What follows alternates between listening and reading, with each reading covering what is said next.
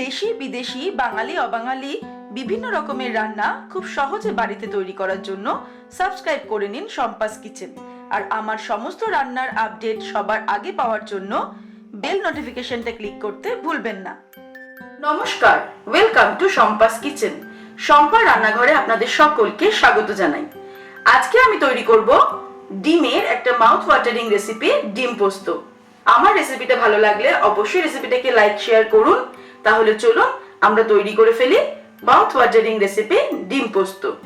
ডিম পোস্ত তৈরি করার জন্য আমাদের যে উপকরণগুলি লাগবে সেগুলি হলো, আমি 4টে সিদ্ধ করা ডিম নিয়েছি, আদা বাটা, রসুন বাটা, 2টো মাঝারি সাইজের পেঁয়াজ কুচানো, একটা ছোট সাইজের টমেটো কুচি, ধনেপাতা কুচি, 4টে কাঁচা লঙ্কা চিড়ে রেখেছি, শুকনো লঙ্কা, তেজপাতা, হলুদ গুঁড়ো, লঙ্কার গুঁড়ো, ফোড়নের জন্য নিয়েছি গোটা গরম মশলা, আর লাগবে গরম মশলার গুঁড়ো, আর এছাড়া লাগবে স্বাদ অনুসারে নুন, চিনি। আর রান্নাটা করব আমরা সর্ষের তেলে। সবার প্রথমে রান্না শুরু করার আগে আমি ডিমগুলোকে একটু একটু করে চিড়ে নেব। এক একটা ডিমে 2-3টে করে এরকম চিড়ে নেব, যাতে মশলাগুলো ডিমের মধ্যে ঢোকে। সবার প্রথমে আমি কড়াই গরম করে তেলটাকে গরম করেছি। আমি এখানে 3 টেবিল স্পুন মতো সর্ষের তেল দিয়েছি। ডিমগুলোকে ভেজে নেব।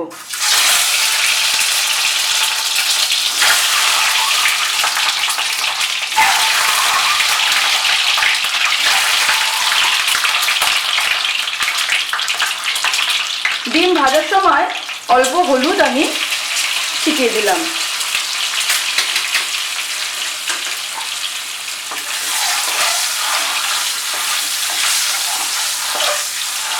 ডিমগুলো উল্টে পাল্টে কিন্তু খুব ভালো করে চারিদিকটা ভেজে নিতে হবে।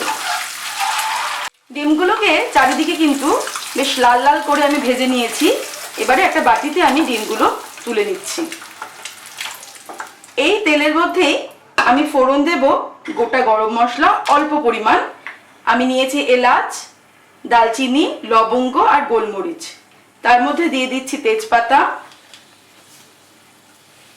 আর শুকনো লঙ্কা। ফোড়নটাকে 10 সেকেন্ড মতো আমি ফ্রাই করে নিলাম। কুচানো পেঁয়াজটা দিয়ে দিচ্ছি। 2টো মাঝারি সাইজের পেঁয়াজ কুচিয়ে রেখেছিলাম। পেঁয়াজটাকে একটু সময় নিয়ে মাঝারি আঁচে ভাজবো।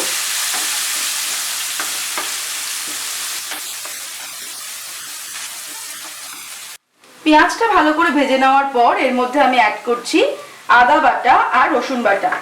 আদা বাটা দিচ্ছি আমি 1 টিস্পুন, রসুনটা তুলনামূলক কম লাগবে, 1/2 টিস্পুন আমি রসুন বাটা দিলাম। এবারে আদা রসুনটা দেওয়ার পর আমি এটাকে 2 মিনিট মতো ফ্রাই করে নেব, যাতে আদা রসুনের কাঁচা গন্ধটা চলে যায়। এর মধ্যে এবারে দিলাম লঙ্কার গুঁড়ো। আমি 1 টিস্পুন লঙ্কার গুঁড়ো দিলাম, আর 1/2 টিস্পুন হলুদ গুঁড়ো দিলাম। নুন দেব 1/2 টিস্পুন মতো আমি নুন দেব, আপনারা স্বাদ অনুসারে দেবেন। আর খুব অল্প পরিমাণ 1/2 টিস্পুন মতো আমি চিনি দিচ্ছি। নুন, ঝাল আর মিষ্টিটা কিন্তু নিজেদের স্বাদ অনুসারে দিতে হবে। এবারে আমি অল্প একটু জল অ্যাড করে মশলাটাকে কষিয়ে নেব। এর মধ্যে দিয়ে দেব টমেটো কুচি। একটা ছোট সাইজের টমেটো আমি কুচি করে রেখেছিলাম।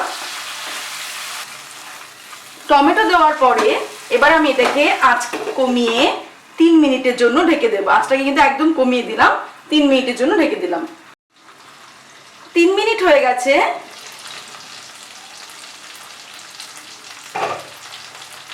এবারে আমি আঁচটাকে বাড়িয়ে দিচ্ছি। টমেটোটা কিন্তু আমাদের একদম নরম হয়ে গেছে। এর মধ্যে দিয়ে দিচ্ছি পোস্ত বাটা।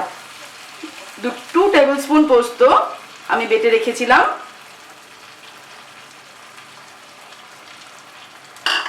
এবার আঁচটাকে আমি বাড়িয়ে দিলাম। আঁচটা বাড়িয়ে আমি 1 মিনিট এটাকে রান্না করব।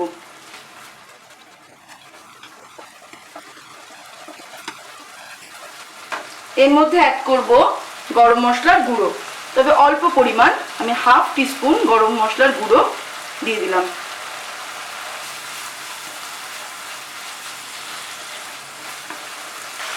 মিনিট হাই ফ্লেমে রান্না করার পর মশলা থেকে কিন্তু তেল ছেড়ে দিয়েছে। এবারে আমি ভেজে রাখা ডিমগুলো এর মধ্যে দিয়ে দিলাম।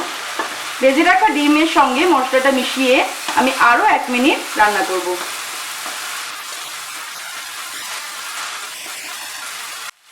এবারে আমি এর মধ্যে জল দিয়ে দিলাম। 1 কাপ আমি জল অ্যাড করলাম। আপনারা যেরকম গ্রেভি পছন্দ করবেন সেই রকম পরিমাণে জল অ্যাড করবেন। কাঁচা লঙ্কাটা দিয়ে দিচ্ছি। ফুটে উঠলে আমি এটাকে ঢেকে দেব। আঁচটাকে মাঝারি করে 5 মিনিটের জন্য আমি ঢেকে দেব।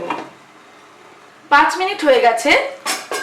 এবারে আমি আঁচটাকে বাড়িয়ে দিলাম আর সব শেষে ধনেপাতা কুচিটা অ্যাড করে দিলাম। আবারও বলছি, নিজেদের স্বাদ অনুসারে কিন্তু নুন, ঝাল আর মিষ্টিটা অ্যাড করতে হবে। এবার এটাকে আমি 2 মিনিট ফুটিয়ে নেব আর নিজেদের ইচ্ছা অনুযায়ী গ্রেভিটা রেখে দেব। যদি বেশি শুকনো করতে চাই সেক্ষেত্রে গ্রেভিটাকে একটু বেশি শুকিয়ে নিতে হবে। আমি এবারে ওভেনটা অফ করে দিলাম।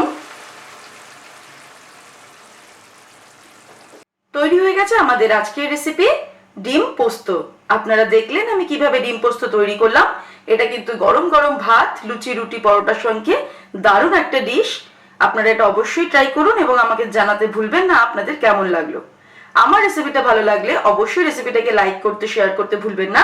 আর নিত্য নতুন রেসিপির আপডেট পাওয়ার জন্য এক্ষুনি আমার চ্যানেলকে সাবস্ক্রাইব করে নিন। সুস্থ থাকবেন, ভালো থাকবেন। আমি আবার হাজির হব নতুন নতুন রেসিপির সঙ্গে। নমস্কার।